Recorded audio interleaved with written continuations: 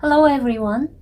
Today we're going to look at the difference between men who hide their sexual dysfunction from their partners, their wives or girlfriends, and men who talk about it. Before we get into the differences, let's consider how important sexual function is to men. While women don't care as much about their sexual performance, men consider it to be the best thing they have. For example, if a group of men friends are at a bar and a guy tells other men that he's made $1 million in profit from his business, everyone will be envious of him. Then if he says, "But I'm not doing so well sexually lately, every man instantly feels sorry for him. On the other hand, if a friend who's unemployed and looking for a job tells them that he's been having tireless, vigorous sex all night long, everyone will be the most envious of him.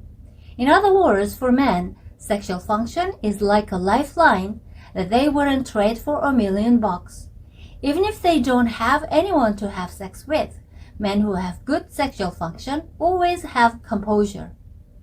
Would it be easy for a man to tell someone he loves that his sexual function is impaired when it's like their lifeblood?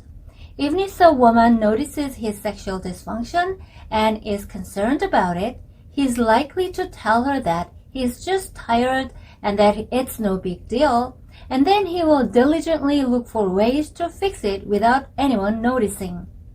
This is a very common approach men who have healthy psychology take. They know exactly what their problem is. On the other hand, when a man readily admits to his partner that he has sexual dysfunction, it's likely that he has selfish purposes in the relationship. In this case, he usually doesn't come clean and say that he has sexual dysfunction. He usually says, "I can't get aroused because we've been doing the same thing over and over again," or "I'm not attracted to you as much as before." This is not recognizing sexual dysfunction as his problem, but rather transferring his problem to the partner. This can lead to things like the man demanding different forms of sex, demanding the partner to look more provocative, or even worse, demanding sex with other people. It indicates that he already has a psychological disorder that tears both the man and the partner down. So when a man is caught cheating, he will usually tell his wife, "How can I have a sex drive with the way you look?" Or "You are not active enough when having sex with me," or something like that. And most of the time, the wife will actually think that there's something wrong with herself, and that's why he is cheating. But in essence, it's the man himself who is sexually dysfunctional, and he's cheating, attempting to change the way he has sex and changing who he has sex with. Husband infidelity has nothing to do with the wife. Men who have sexual dysfunction try all these new things because men's sexual dysfunction is temporarily restored when they recognize new sexual information, which sadly enough aggravates their sexual dysfunction in the long term. Of course, there are exceptions.